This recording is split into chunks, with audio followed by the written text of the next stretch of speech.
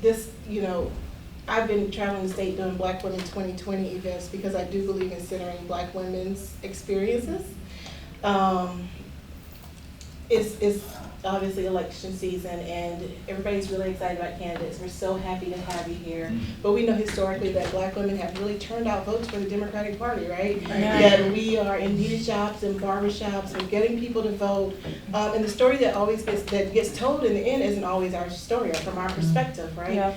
So, I want to thank Beto for being here today and expressing a willingness to listen to what the women in this room have to say.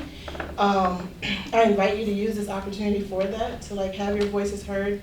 I hope you feel safe, seen, supported. Those are the core tenets of Black Women 2020.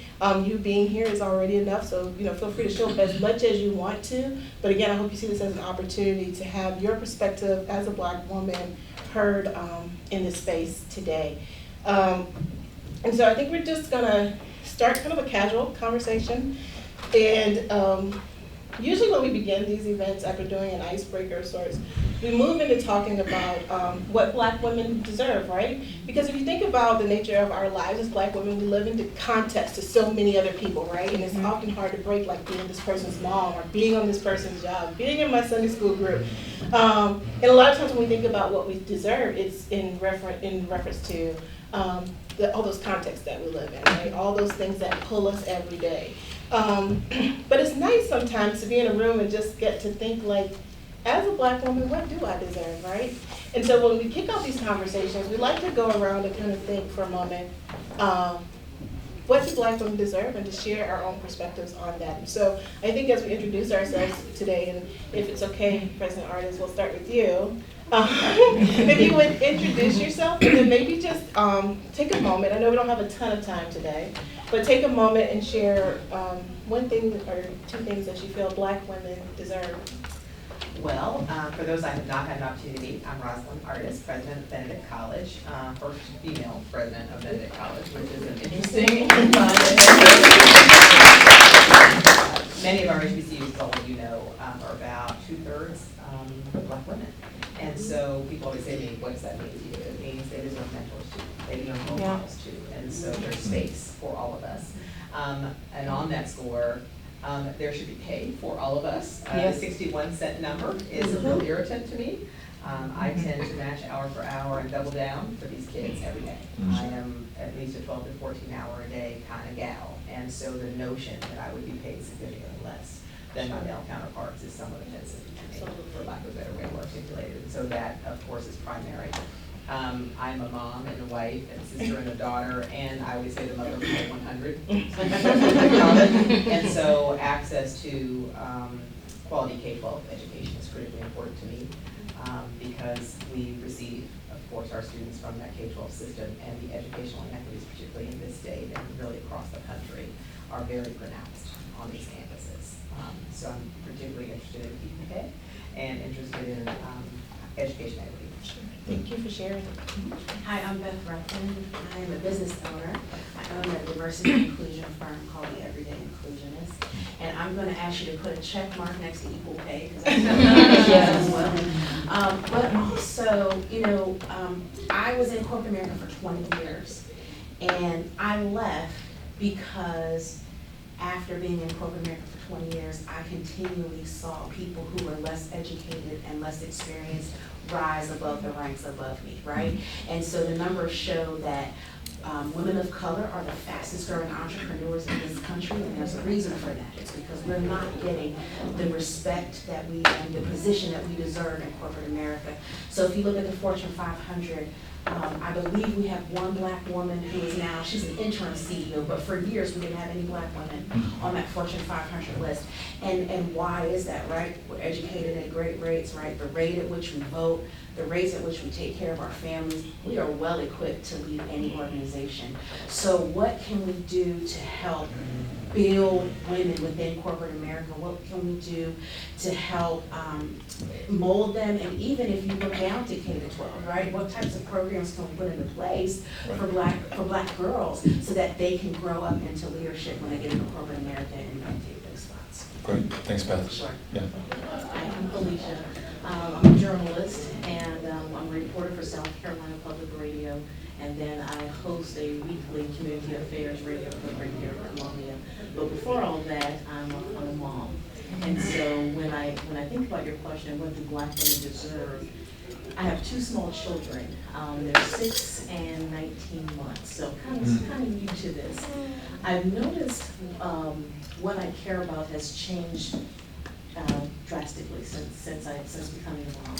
And I think, no, what every Black woman deserves, or what we deserve, is to feel like our children will be safe. As a mom now, there's so much that worries me.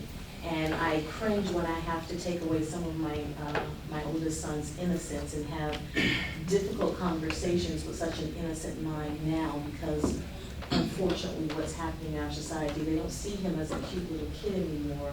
You know, they see him as they see him as a threat for whatever the reason.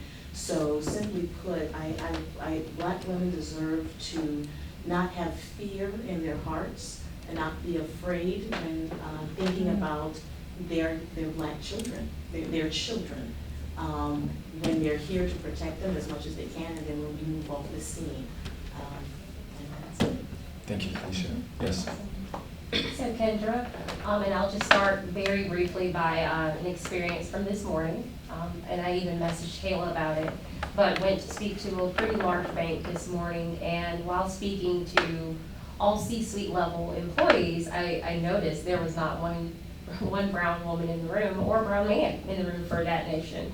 Got off the elevator and still wondered, where are the people that looked like me? I went down to the first floor and there they were. They were preparing the same breakfast that I was invited to. They were 2 administrative assistants, and then furthermore, leaving out of the restroom, 1 janitor. So I think I'm beyond inclusion or representation. I think Black women deserve authentic inclusion. I no longer want to sit at a table that my sisters have to see me eating, but they're not invited to. So, yeah. Can I just say that's my sister?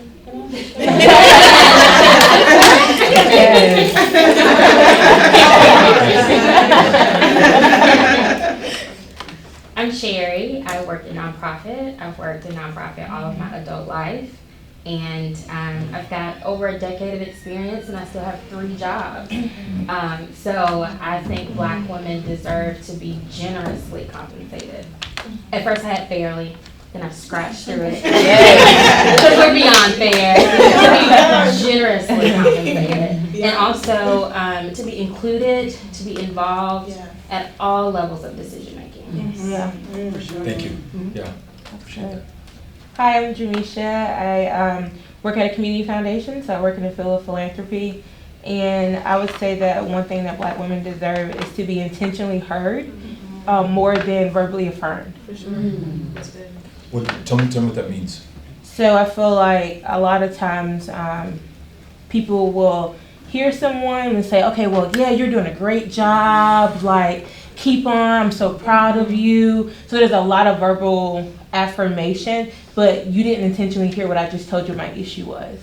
So instead of someone trying to fix the issue by thinking verbal affirmation will boost my confidence to continue to walk through the struggle or walk through the systematic issues that are going on, now I need you to intentionally listen to what the issue is, so therefore we can start making systematic changes to address those issues. Thank you. Man, so I'm Dr. Valerie Ekwe, and I'm really excited to be here, and I echo everything I just heard. As a matter of fact, what I want to see for Black women and women of color is everything that I've just heard here. And I want to really echo what Sherry just said about working more than we need to work. I have 2 jobs. I've been working 2 jobs since I've been in Columbia for 15 years. And so we need pay equity. You know, our experiences need to match our pay, and it doesn't here in South Carolina. And so we need to work on that. Also, we need additional resources for kinship caregivers that are not like, the children are not part of DSS. You know, it's just like a grandmother just took the child and, you know, is raising the child, or stepped in for someone, so we need like additional resources for that. I also work with the South Carolina Coalition Against Domestic Violence and Sexual Assault, and while we don't provide direct services for survivors, our member agencies need more funding to provide equitable services. We also need affordable housing and transitional housing for survivors of intimate partner violence. Let's see, I had a whole list of stuff. Yeah, and I don't just want to have a seat at the table. I want to be able to eat out of the plate. Yeah. And what I like to eat too. Right. Yeah. Consult me on the menu, okay? Ask about my allergies. And then just transportation. If we're talking about rural areas too, the lack of resources in rural areas, and so there are so many barriers to self-reporting abuse here in South Carolina because of the lack of resources that are available to survivors. Thank you. And I can go on and on, but I'll stop. Thank you. It's a great start. Yeah. Thank you. Well, hello. My name is Aisha Moore, and I have a bunch of different things, mom, all that stuff. But as a social worker, I've been on the ground since I've come out of college, and I'm getting tired. Like I'm exhausted. I need a break because there's the lack of transportation. There's the lack of grace for my moms that I need a break, that need a break too. So I just feel like just understanding that we need grace sometimes. Yeah. Like we're not just, I hear that a lot, or I've heard it a lot. Well, they just want something free, or they just here for this. No, she needs grace. There's a lot of reasons why she's here, the family is here. So just being mindful of how important grace is. Well done. Thank you. Okay, hi, I'm China Phillips, and I am with the Sisters of Charity Foundation. For me, I think Black women deserve to be believed, even when those ideas or those things that we bring up challenges the public discourse. I immigrated here to this country the summer of 2001, and September, we know what happened on 9/11.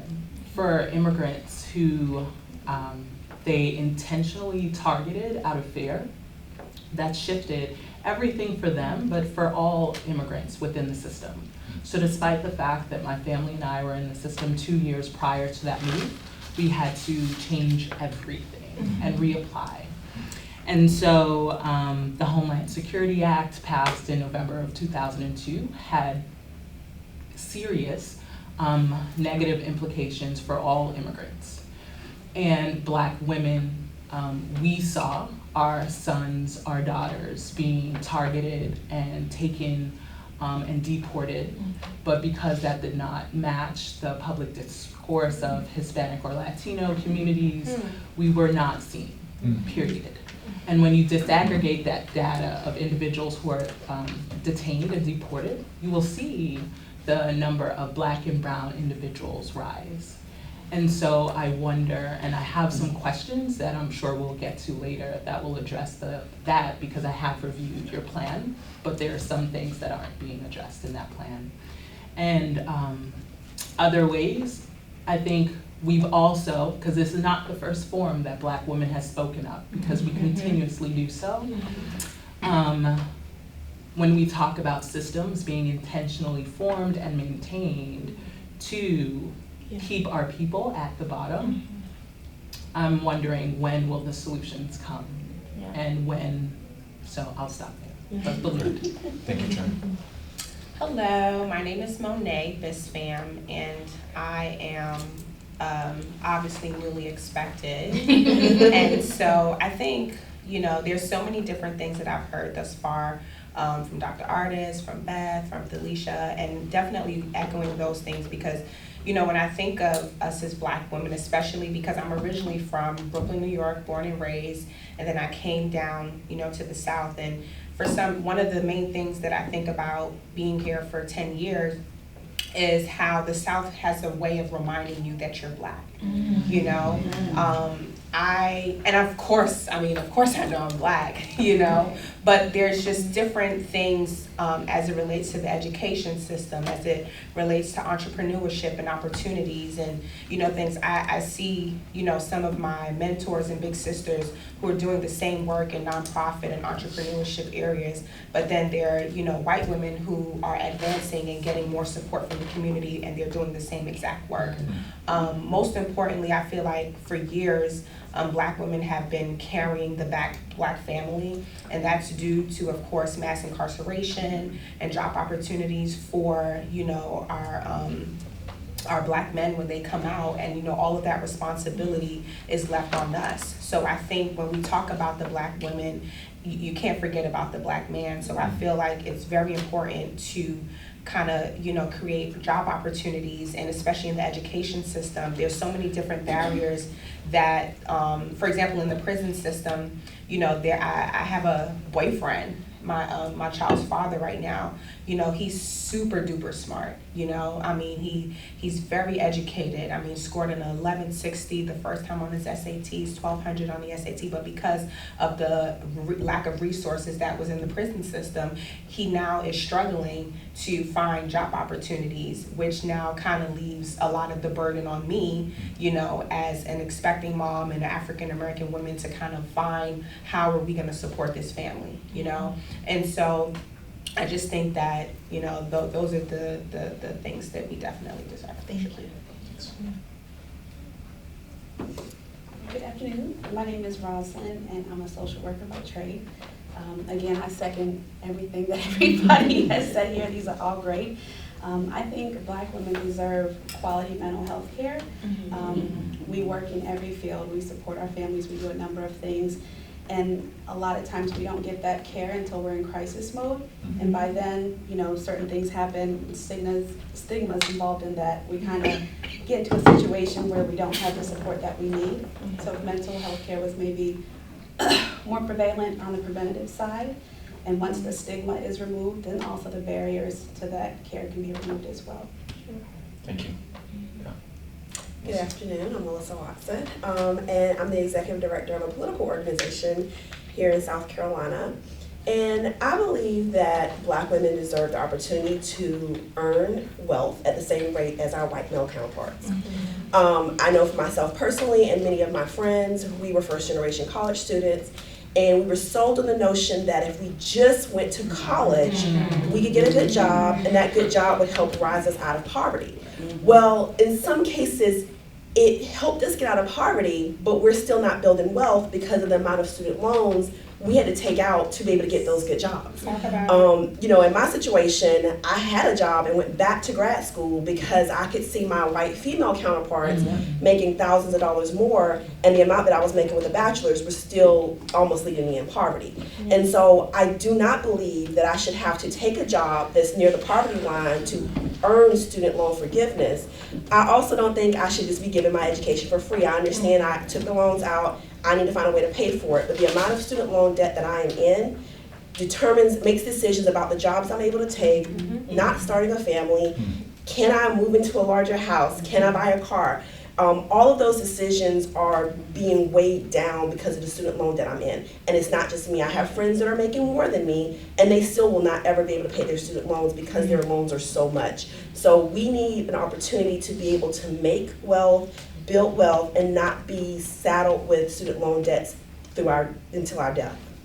Thank you. Thanks for sharing that. And so, you know, part of the reason that, you know, we convene, and I think that Black Women 2020 does these events, is because I personally believe Black women deserve to feel safe, seen, and supported, right? Last year, I left my job at a nonprofit because I was experiencing a lot of the things that you guys mentioned at this table. During that time, I got to sit at lunch and coffee because I worked part-time all year, and talk with Black women at all levels of the organization, from all different types of organizations. And throughout those conversations, I would just get this like theme that kept coming up, like that Black women don't feel safe, right? And I start to feel like a safe space. Like we'd have these conversations, and I feel like she felt good telling me that, right? She doesn't have that in a lot of spaces. but they didn't feel seen, so they'd be in organizations, they weren't included in decision-making processes, right? Or they would give them like that little pat on the back or the head, like thank you for sharing. And they didn't feel supported. And the more I started thinking about it, if you think about any point in your life where you really felt a break in belonging, one of those components probably wasn't there. You didn't feel safe, you didn't feel seen, and you didn't feel supported, right? And so as I started thinking about the presidential election and having worked electoral campaigns, knowing the attention that was going to come to our state, knowing that the stories were going to be told, that they weren't always going to be told from our perspectives, a question that came up for me was like, how can you help center the Black woman's voice, right? How can you elevate Black women's voices? But like a lot of you in this room, I know what it's like to be invited into a space and feel like I don't want to share about me in here. This is in my room, right? Right. And so I went a step further and I started thinking about what do we do to help Black women feel safe, seen, and supported. And don't think that I know that by myself as a Black woman. So I've been traveling the state doing that, like 9 counties so far, having discussions with Black women, hearing about their experiences, which doesn't always turn into hearing about issues per se, but because of the nature of our lives, it's all political, right? It's all political. And so like this conversation I think today is reflective of my belief that Black women deserve to feel safe, seen, supported, that policies and legislation that's passed should reflect that Black women should feel safe, seen, and supported because we touch so many areas of the community. When Black women win, we all win. Yeah. And so we know what we deserve. I think we're clear on that. Like we know what we deserve, and I thank all of you for sharing what we deserve. But a question that comes up is, what are the barriers to us having those things? And so I want to start maybe with you, China, because I know you have some ideas around immigration and some of the barriers presented for Black women and Black families as it relates to immigration. What are those things that you mentioned that Black women deserve? What are the barriers that keep us from having them?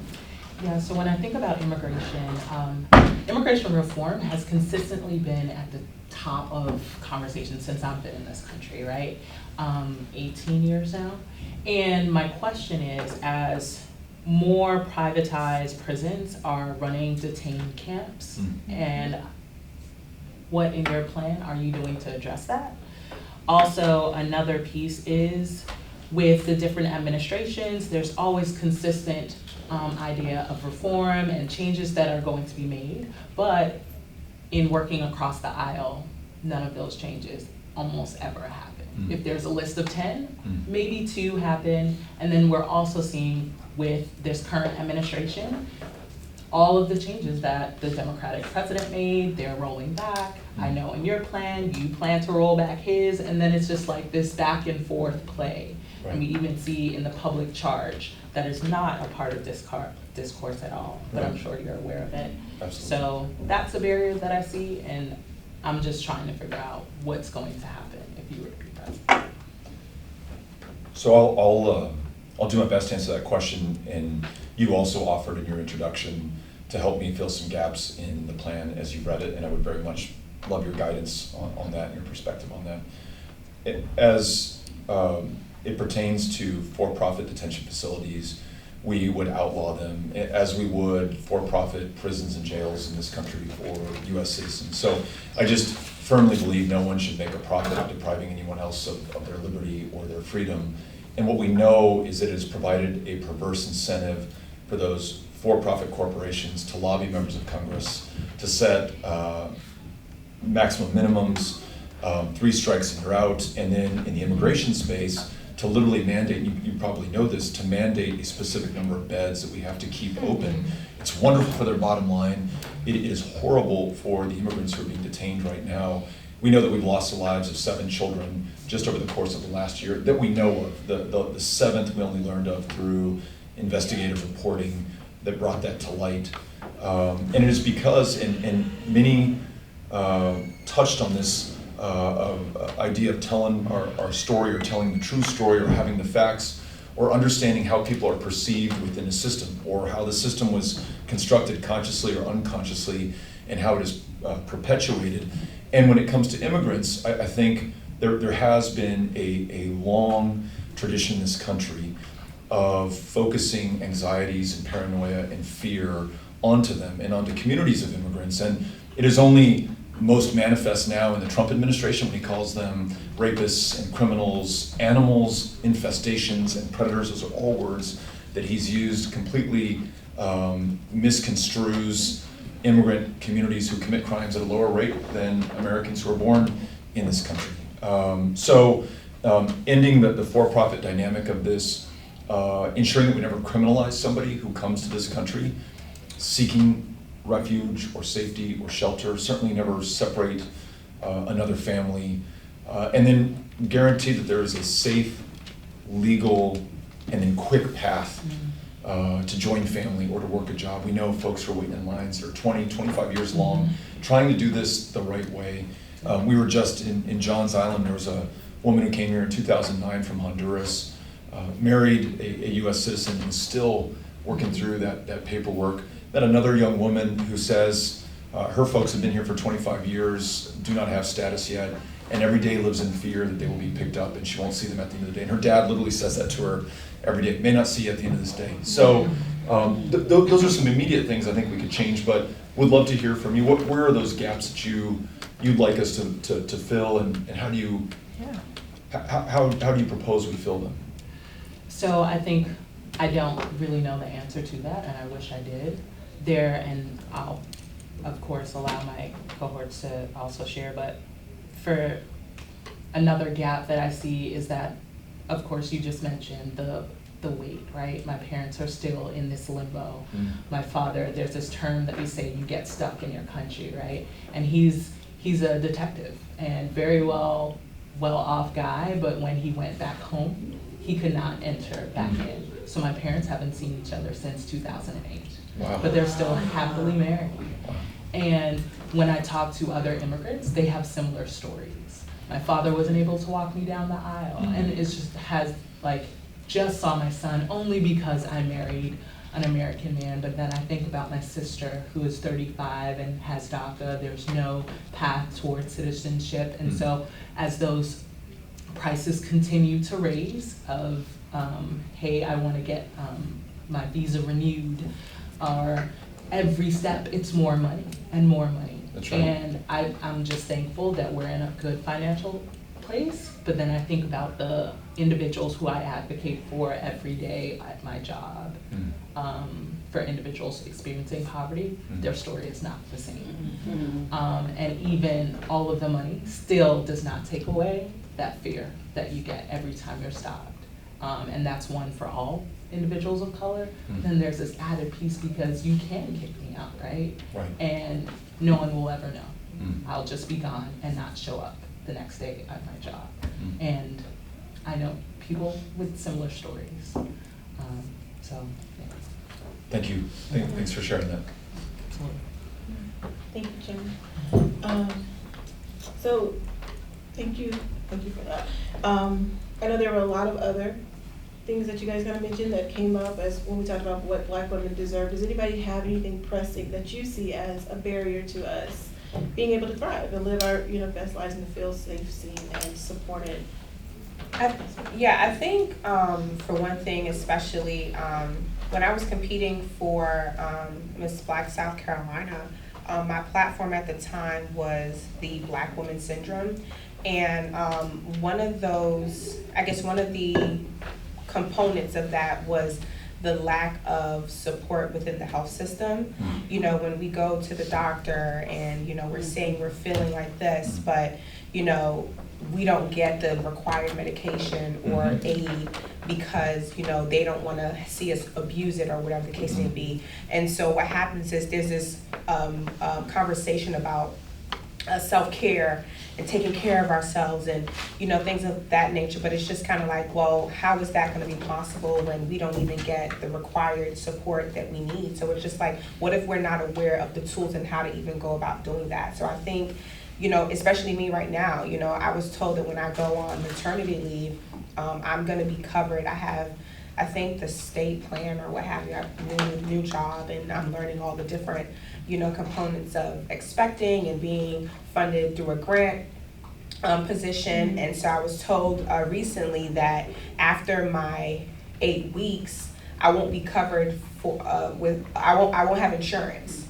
or whatever the case maybe is. And it's just kind of like, okay, so I'm over here like freaking out, like, okay, so what do I do, you know? Do I put my son under, you know, his dad's insurance, and that'll be fine, but where does that leave me, you know? And so then there's gonna be that conversation of, if I don't have the necessary, I guess, access to the necessary health care, you know, what's gonna happen to me when I go back on my job? Am I gonna feel overwhelmed? Am I gonna be behind? And, you know, all these different things that are going through, you know, my head, and it's just kind of put me in a place of like, I'm expecting, you know, and it's just like, how does this happen? Like, how do I, and I'm educated, I'm a graduate of Claflin University, you know, I was employed there and all these different good things, and it's just kind of like, what else do I have to do, you know, to kind of support this family? And it's just a lot on me. So I just feel like, especially within the health system, there's that, you know,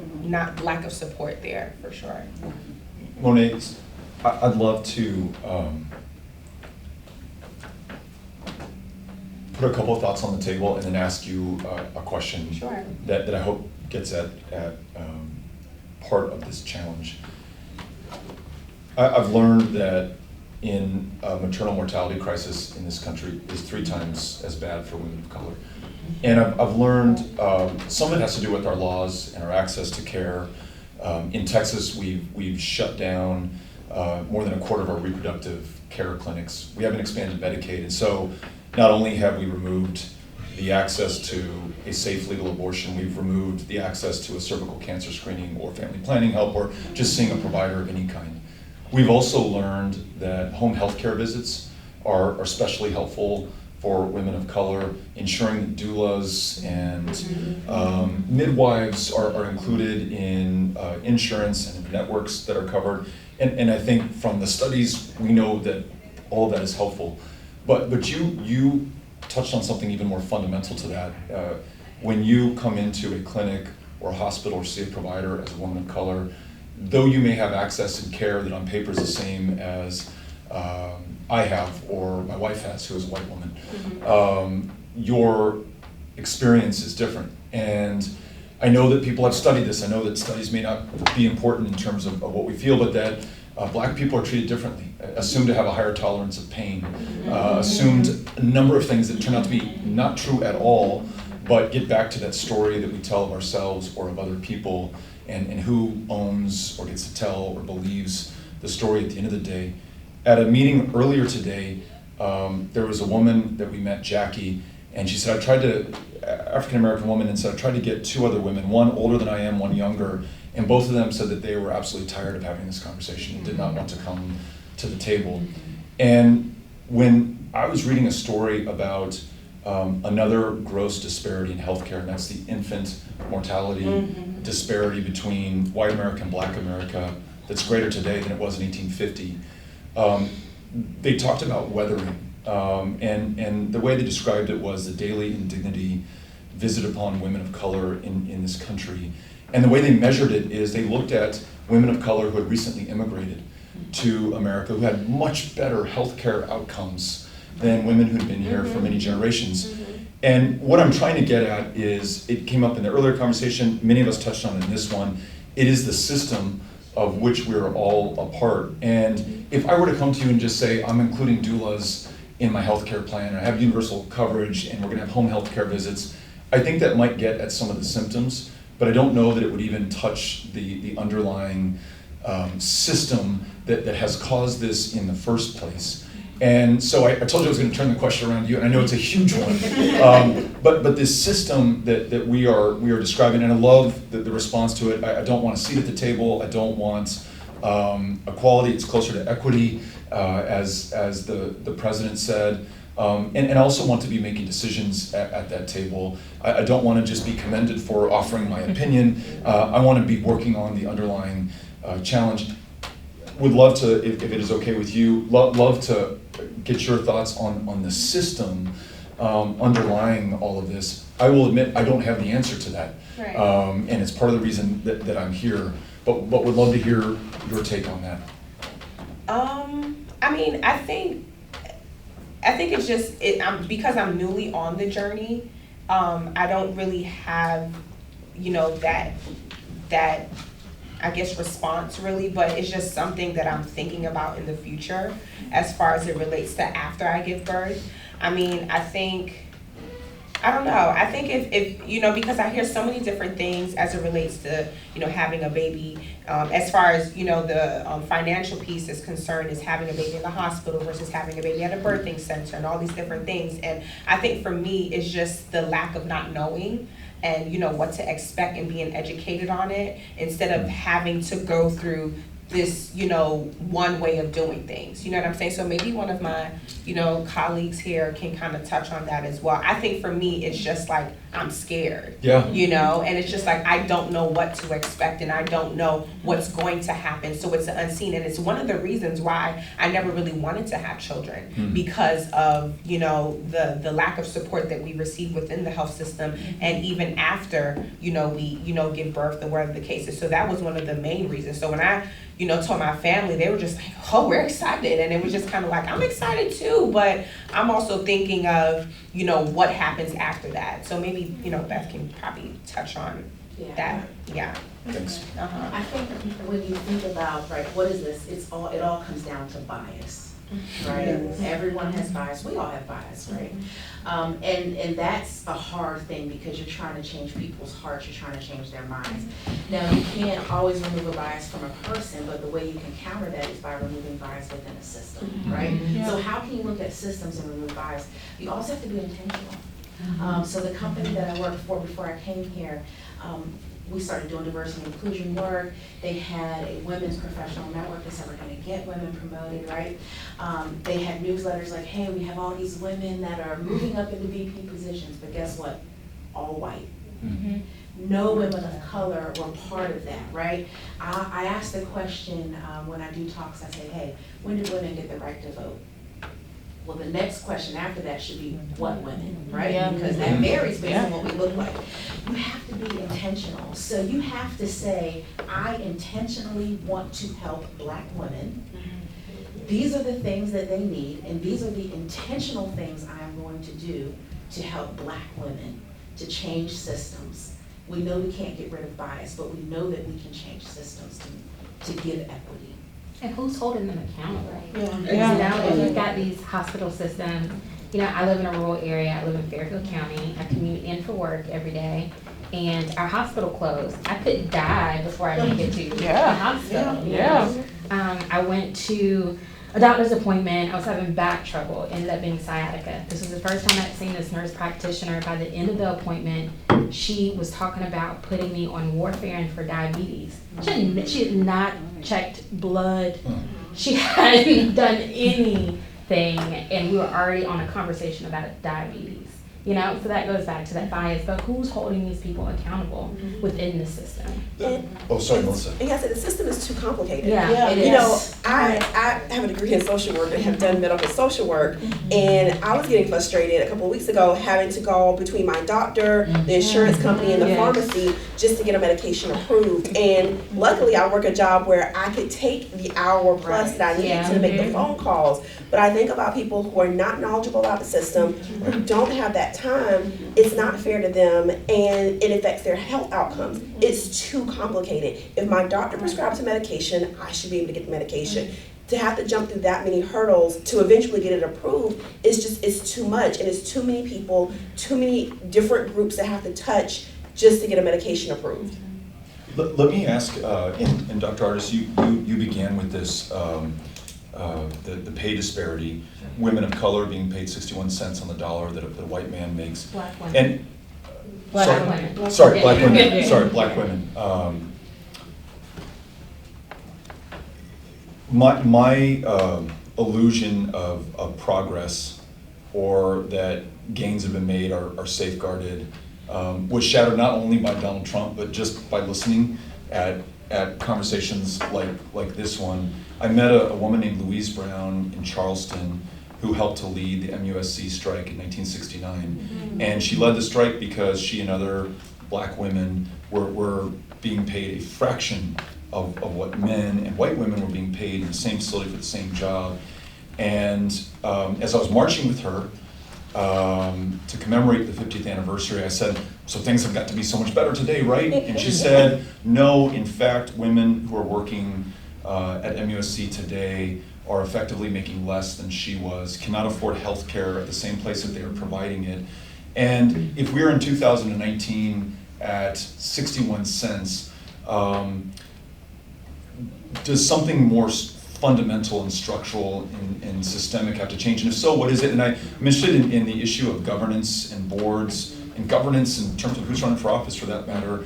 But you mentioned the breakfast that you spoke at, and who was in the room and who was not in the room. Do you, open question, do we see either mandates or requirements or intentional goals that we set for representation? Mandates that have to be met cannot be aspired to. She knows where I'm going. Yes. Dr. Artis, I don't know if you would like to. So I will take a stab at it.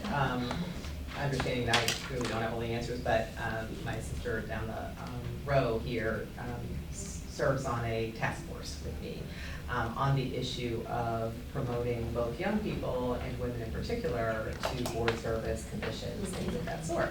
And so the very right thinking, good intention group of people that we were meeting with said, listen, I think we should just ask every board that receives funding, to have a minority seat or a women's seat. And so, while well-intentioned, wanted to, I immediately recoiled and said, I don't want that seat. Right? I mean, you do not want to create a system that really puts us back to Reagan era quotas, right? That language has some negative implications for us, and so you just don't want to ever go backwards in that way. And so one of the words that's come up so many times around the table is intentional, right? Being thoughtful. We are all of good intelligence. You are obviously quite brilliant. We, I think, contributed collectively to the conversation. I find it hard to believe that this country, this evolved, wealthy country, cannot find meaningful solutions to age-old problems. The notion that we cannot recruit enough African Americans, yes, you can. We are producing them every day. The notion that we just haven't found women that are qualified lies. There absolutely are. And so as we think about the pay equity gaps, part of it is access to opportunity. So I had a prior career practicing law.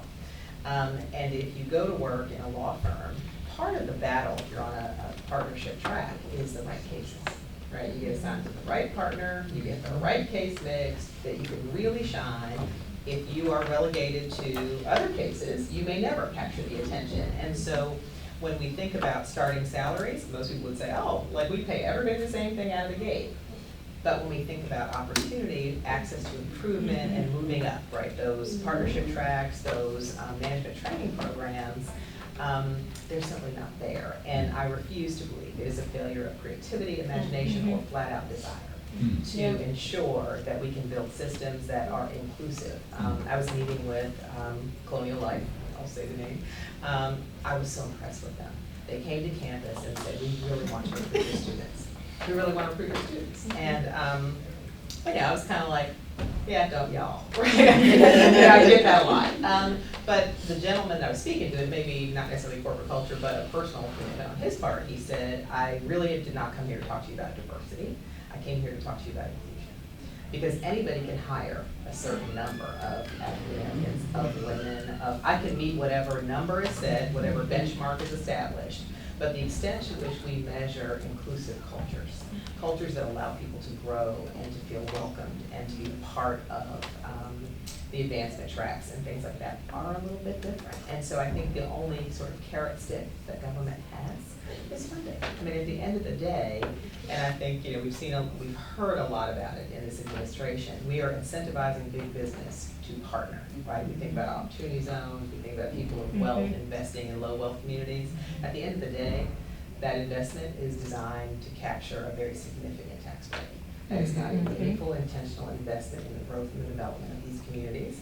But at the end of the day, that's what's going to stimulate those investments. We would not have them otherwise. Unless we incentivize companies and organizations to have a conscience, we cannot legislate conscience. We cannot legislate kindness. We cannot legislate legitimate, empathetic feeling one with another, despite race, creed, class, religion, etc. What we can do, however, is be very strategic in terms of how we incentivize positive behaviors across the country. And I think government has a small role to play because you have a pretty large purse in a couple of things. And so whether the tax code, which is already complex enough, begins to afford some opportunities to do that, whether our things like opportunity zones and business development centers and those kinds of things begin to reward outcomes, not intention. Yeah. So we can all set up a program. Everybody wants funding to start a program. But the success of those programs, the outcomes of those programs, so seldom because there's so much bureaucracy and we just never kind of circle back. The accountability is not there. Overtaxed, overworked, underpaid, I mean, you name it, the excuse for the inability to go back and hold people accountable for what they do is not an answer. It's just a strong feeling of, I just refuse to concede defeat. Yes. That we cannot solve this. Yes. That we are the smartest, wealthiest country in the world. Smartest is up for grabs. However, I think that if we have a collective will, any problem can be solved if we're sincere. Someone mentioned this earlier, but Black women are starting and growing businesses at 14 times the rate of the U.S. economy as a whole. And so in addition to inclusion, or maybe another way of defining this is just the access to capital to create the corporations and the businesses and the wealth. You were mentioning this as well in terms of student loan debt and capital in that sense. My dad, when I went to college, I took out student loans, work study jobs. He took out loans, but he could borrow against the value of his home. And I know that there's a long history of redlining, capital exclusion in this country, so that those same opportunities were not afforded to Americans who didn't look like me or didn't have my family's opportunities. Beth, do you want to talk a little bit about access to capital, wealth, business opportunities, growing success that we already see, and maybe some of your experience in that space and how that might apply? I mean, it's funny because in addition to consulting, I also business coach women, and that's part of what I am starting to coach more and more about is forget about getting a seat. Let's build your own table, right? So, because we know that, again, bias exists. This system was not set up for us to succeed. That's just the way it is, right? So let's start creating our own opportunities. Let's give that access to capital. I think mentorship and sponsorship is also incredibly important, right? So let's not just give women money, but let's give them some sponsors, some mentorship, some help so that they can be successful. I love what Dr. Artis said about it's not about intention, but it's about those outcomes that are based. And I think someone mentioned earlier too, if we're successful, our community is successful. Most definitely. Right? A lot of people, not to be too controversial, but some people say that segregation was actually bad for our community, right? Because we lost businesses, right? We lost the Black-owned businesses. So how can we start to have some of that community sharing back where we're having our Black-owned businesses, we're putting money back into our own communities instead of giving it to everyone else? We were just in Tulsa, in the Greenwood neighborhood, in Black Wall Street, and a story I did not know until I went there, and how on 1921, on the eve of this massive act of terror that is not taught in our history books, Greenwood district of Tulsa was one of the wealthiest districts in the United States of America, and to your point, the largest, I think, hotel, one of the largest hotels in Oklahoma was there, successful transportation companies, amazing schools, beautiful civic life, amazing engagement in their democracy, but a step too far towards success for the white community that surrounded it. And at a minimum, we think 300 people were killed. It could have stretched into the thousands. We don't know because the history was consciously erased afterwards. But just to add to the point that you made, we didn't get here by accident, and this denial of capital, or people who are successful being pulled back or stopped, or violence used against them because of their success, and maybe a complicating factor post technical or legal integration, which hasn't always been realized, in terms of protections that existed where they did being lost. Yeah, so big questions around that, around how you get that back. We've proposed doubling the size of community development finance institutions to get capital in to communities. We proposed transferring about $50 billion that the federal government spends on procurements away from corporations to small businesses, and half of that targeted towards or mandated towards minority-owned businesses and women-owned businesses. But again, I want to be very clear, I don't know, as helpful as that might be, whether that gets to some of the fundamental challenges You that need we're to make describing. sure you have Black women on your cabinet. Yes. They'll help you, they'll solve everything. Okay. To that point, because I know you're hoping to eventually win the president. Those are two examples, but to your question, to the comment about who would be in our cabinet and the composition of our government, I want to make sure that our government looks like the country and that this campaign looks like the country. Because the only way it will be the best campaign is if it is able to attract the genius and the contributions of everyone, especially those, somebody made this point earlier, who have done an outsized job in contributing to this country's success. You made this point, an outsized job in contributing to the Democratic Party's success. That needs to be reflected in how we are comprised. So something that we are continuing to work on, but those are some great examples that I'm very proud of in our campaign right now. Does anybody? I was something. To go back to your question about what are some of the barriers of being safe, seen, and supported, and that supported where it just keeps ringing. And I have two things that I think is a barrier to it. One is people don't understand what support looks like, and there's a difference between being concerned and committed. And I heard this at last week. I was in Charlotte at the African American Community Foundation, their 25th anniversary, which a lot of people don't know that, for one, that exists in the Carolinas, and then two, that August is Black Philanthropy Month.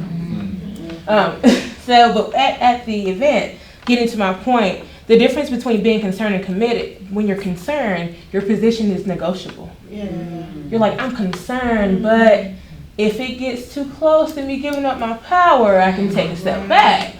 But when you're committed, that means you're committed through the long haul. And I think that even when it comes to just our everyday lives, and specifically when it comes to the presidential election, to really, really intentional, that word intentional, about are you concerned or are you committed? And if you're committed, then let that be a reflection, not only right now in your journey, but as you continue throughout in your journey. And then the second thing is power. And I wrote down, I said, people in power don't realize that the power they hold is limited until they relinquish it. So it's like the people who are in power, yeah, you might have some sort of power, but the true power comes when we all link up together. So even I think in our spaces now, as Black women, we can definitely speak to that.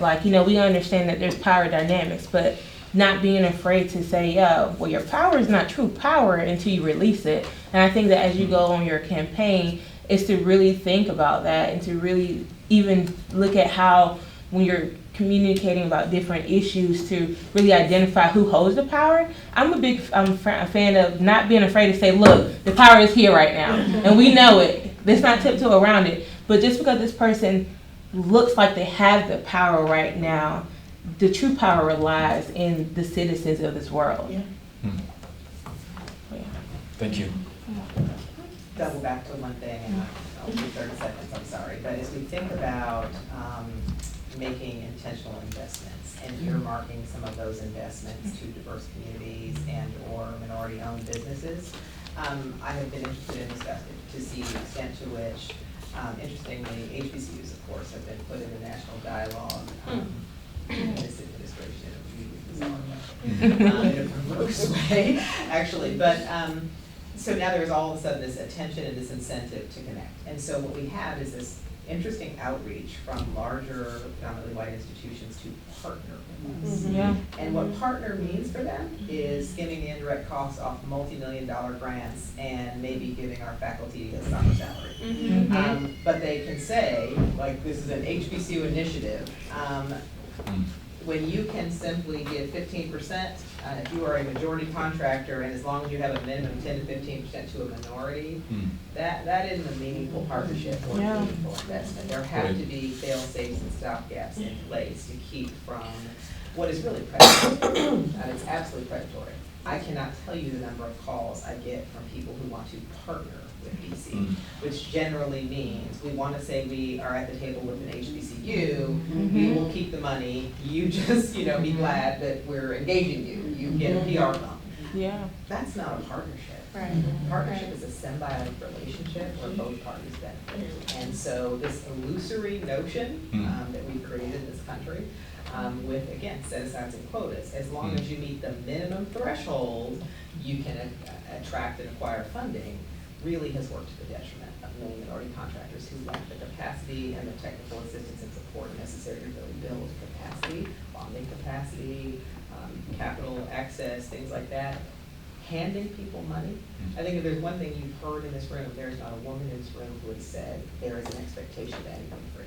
I'm not expecting you to write off my student loans. I'm not asking for a handout. I'm not expecting a set aside. I don't want your crummy quotas.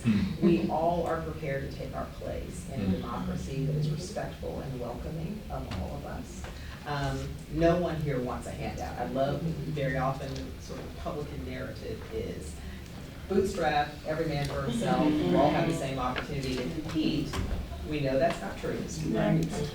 And I really don't want our narrative to ever be twisted. I've been so excited to listen to all of you beautiful, brilliant, wonderful women. And not a person in this room has suggested we should be entitled to or deserve anything more than your life or your children. And I think that is a point not to be lost in this conversation. Thank you. I appreciate that. I appreciate the way you put it too. So, not necessarily a smooth transition there, but no, not you. I'm gonna. So one thing that has come up repeatedly in our roundtables is the word thrive. That Black women just want to be able to thrive and not just survive. I know we all see like memes on social media and stuff that say, I don't want to just survive. I want to thrive, right? And when you think about survival mode, like that's rooted in like fight, flight, freeze, right? Like those are the responses, and your body is literally not designed to be in survival mode for more than 25 minutes at a time. But sometimes it feels like we live that like weeks at a time, right? Months at a time. And not only that, when you add the things that we carry for ourselves, but then when you look at television and you see the bodies of Black men on the ground, or you see Black women being shot and killed by the police, the communal trauma we experience because of that, and then to walk into spaces, a lot of our spaces that are largely led by white people, right? The same white people that we see killing our families and our friends and people in our communities. Can you speak a little bit to like your policies as they relate to the criminal justice system and really just creating safety for Black families and Black lives? Yes, and I'll begin with some of the things that I've heard. Monet talking about the criminal justice system, mass incarceration, the consequences not just of locking people up, but what their opportunities are after they've been locked up. Having to check a box saying that you have a conviction, which effectively precludes you from a number of jobs, from getting federally backed student loans, perhaps to attend this college or other colleges to improve yourself through higher education. Having a conversation with a 6-year-old child and the innocence they should be able to enjoy for years to come, shattered because you have to, because of the way that people are criminalized and have been really from the beginning of this country. And you may have seen the 1619 Project or other things that commemorate 400 years this month to the beginning of slavery in the British colonies became the United States of America. I recently saw the movie 13th, which showed me how after the Civil War and during Reconstruction through the 13th Amendment, we made an exception when it came to enslaving our fellow Americans through the criminal justice system. And people literally have been down by law ever since. Another thing that I learned while traveling Texas, a Black child in kindergarten, when you're 4 or 5 years old, is 5 times as likely to be disciplined or suspended or expelled or punished as my child in the same classroom in front of the same teacher. And so that schoolhouse to jailhouse pipeline I'd always heard about just as a phrase and something I was shouting at marches that we needed to end. I had no idea that it began when you were as defenseless as you can be as a human being at the earliest possible age. So some ways to, you asked, how do we confront this?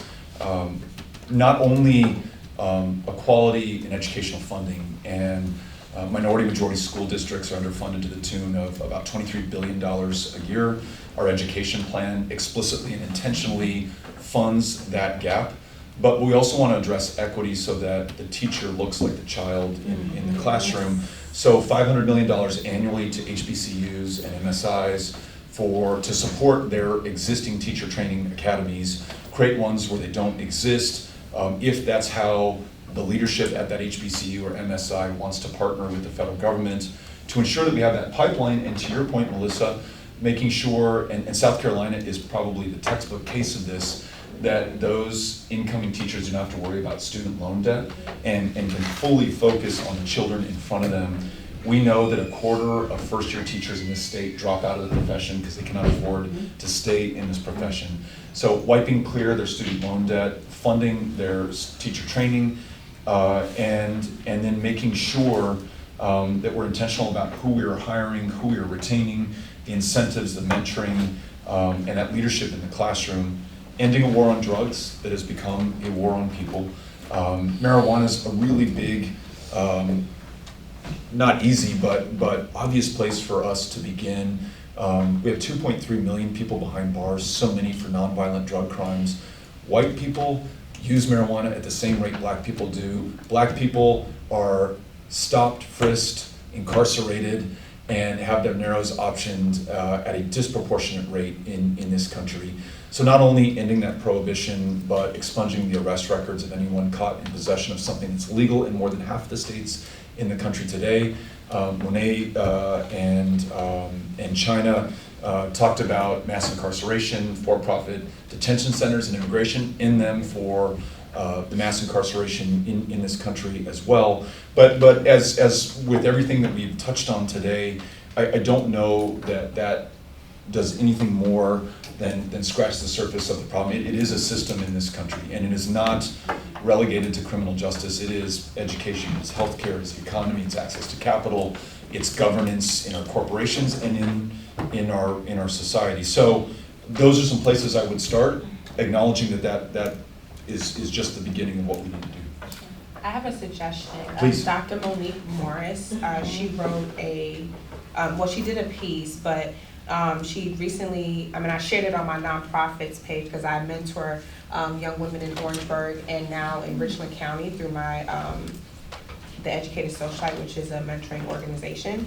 But she wrote a piece and it turned it into a film, and it's called The Criminalization of Black Girls in Schools, which is Women in the Room presents, or it's a film by Monique Morris and Jacob Atlas, and it's the Push Out. And I think that kind of definitely highlights some of the issues in those barriers as it relates to the school system and the prison to that prison pipeline that we all talk about. Even especially when you talked about I now work at Dent Middle School, and it's one of the largest schools. It is the largest middle school in Richland County, and there are only 2 black male teachers in that entire school. One is a math teacher who, Mr. Lamont Britt, is a graduate of Morehouse, and my colleague and friend Chad Smith teaches social studies. And literally, when we go to staff meetings sometimes, I just look at the room and I'm just kind of like, I think because I'm a Gear Up coordinator, and if you're not familiar with Gear Up, it's, a program that helps students prepare for college, and we start at the middle school level, 7th grade, and we follow them all the way to high school. And it's kind of like my job and my goals and all my benchmarks is to promote, college. And then it's just like I find it hard because they're not seeing people who look like them in these spaces whether it be within the school system, whether it be at the doctor's office, or, you know, wherever it is that they're going. And these are little black and brown kids who are super smart. But my job and my challenge and one of my goals is to incorporate some mentoring programs within the school system, because we only have 2, and it's just a barrier. And we were at a faculty meeting yesterday, and the principal was giving out gas cards and trying to figure out how to give them out. And Chad, one of the black male teachers, joked, well, I think the 2 black male teachers should get it because we're the only black male teachers. And he whispered it, but I thought about it, and I looked around the room and I surveyed the cafeteria, and it was so true. You know, black men, they're either the coaches or they're admins, or, you know, they're hall monitors or janitors and things like that nature. And that's great, and that's well, because we need them. But what about those kids who want to teach math, you know, who love math? And it's just like, am I going to be able to sustain myself after, you know, college, and, you know, thinking about how I'm going to pay for college. I have so many students from, you know, the Spanish-speaking countries, and they're in my room, and I'm talking to them about college, and they're just looking at me like, Miss Bisfam, that's not a thing. Like, I'm not even going. In middle school, you know, I literally had a conversation today, and I'm preparing them for the PSATs in October, and literally the school, you know, they're only funding a certain amount of students, and those are those magnet students who do not look like us. So they're not even going to give them opportunity to take the test. So now they have to come up with $16 to pay for a test that some of them, if they had the extra support in preparing for the test, then they would be able to succeed. So I think my, you know, thing is just like education, because as a daughter of, you know, a father who came from Barbados and came to this country, and, you know, my mom is born in this country as well, but both of my sides of my family from the Caribbean. I'm the first in my immediate family to go to college, and I sometimes feel like, okay, now what? You know, like, I did it, and I'm not even able to sustain myself. You know, so a lot of the conversations on social media amongst friends are, why did I even go? You know, and sometimes it's a challenge for me in my everyday work, because my main goal is to promote college, and I'm sitting here trying to figure out how I'm going to defer this loan this month, you know, what payment plan I can get on. So it's just, it's hard when you know the opportunities that we have to do, and the reality is, and we all know, we have to work twice as hard. You know, we always have to prove ourselves. I mean, I remember interning on Capitol Hill. I worked for the DSCC, and I was the only black girl amongst all the interns. And some of these kids were from Harvard and Yale, and, you know, I'm in here making calls for Senator McCaskill and seeing all these different people come through, and I'm just kind of like, everyone's chilled out, you know, the attire is very relaxed, and my mom went to Macy's and saved up and got me dresses, and I'm like, Mom, I'm literally overdressed, like, you know. So it's just a matter of always feeling like you have to prove yourself, and having to say, okay, not only do I look the part, but I also have it, you know, just give me an opportunity, give me a chance, you know. So that's my thing. I just, Go sorry. ahead. So we're gonna take your question, and then yours. I'm okay. Yeah, we have a little more time, so we want to take yours. Yeah. It's just a story. Yeah, we're gonna take it, and then we're gonna wrap up slightly like this, because we want to make sure that anybody who wants an opportunity to take a photo with Beto can do that, and that we get a group photo as well. So we'll take yours, Valerie, and then Sherry. I think you have one. It's okay. No, mine is just really a statement. You know, one of the things that I've listened to everything that's been said today, and one of the things I'm concerned about is a lot of our systemic oppression has to do with racism. And until we start to have open dialogue about racism in this country, then we have all of these problems. When are we going to have the conversation around racism and all the other isms that create these systems of oppression? I think, ironically or perversely, the president is helping us to do that right now, because he's so openly racist. And while he's not the first racist president of the United States, even in our lifetimes, he is the most openly racist. And it is, for those of us who want to, it is forcing us to acknowledge that and acknowledge the underlying racism that he is tapping into right now. So, you know, his comments, which we can connect, the Klansmen and neo-Nazis are very fine people, Or the women of color duly elected by their constituents to the Congress should go back to their country, whatever that means. Immigrants are rapists and criminals. Muslims are inherently dangerous. They should be banned from coming to America. African nations are shithole countries. I want more immigrants like those in Sweden and Norway, which are the whitest places on planet Earth. You know, none of this is, again, accidental. All of it is part of a racist vision of this country, which I think I have to acknowledge is not so far afield from where this country actually is and has been for a very long time, from really the very beginning. And I think until we do what you just asked, it's going to continue to be that way. And this will be the exact same conversation, maybe only worse, that our successors will have in 30 years at this table. And it's part of why I brought up Louise Brown, 1969 marching at MUSC for equal pay, and in 2019, 61 cents on the dollar being paid. I, as a white man, had an illusion that we were making progress. I think many in this country, after electing a black president, said, we did it. And actually, in many instances, progress was not being made. Segregation in public education, worse than maybe before Brown versus Board of Education, by almost many ways that you can measure today, and owing to racism and its manifestation in our laws and our practices, in the way that people are treated in our communities, in the way that you are cared for or not cared for at a clinic or a hospital. So I don't know, I want to have that conversation as president. I want to lead the country.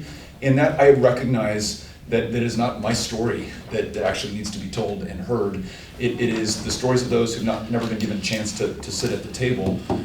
Sheila Jackson Lee, who is a congresswoman from Houston, has introduced a reparations bill, which will not be the magic bullet, there isn't one, but would literally try to facilitate this conversation at a national level to tell the full national story and begin the work of repair and ensuring that this does not continue in the generations to come. But I agree with you that it needs to be had. We see it in our lives. We saw it in El Paso, where we just had one of the worst mass shootings in American history. Someone literally repeating the president's racist comments about immigrants came to shoot immigrants and killed 22 of them, 22 people in our community, some immigrants, some not. So yes, absolutely, we should have it. Go ahead. Okay, sorry, so I was brain dumping the whole time, but back to where Kayla mentioned earlier, how do you get us to thrive? And in the business world, it's not hiring us, it's not pushing us up, it's stop firing us. Wow. And have stronger laws for retaliation. So when I go and I address my concerns about my ED who has blatantly talked about the shape of my hips, I'm not fired when I made that report.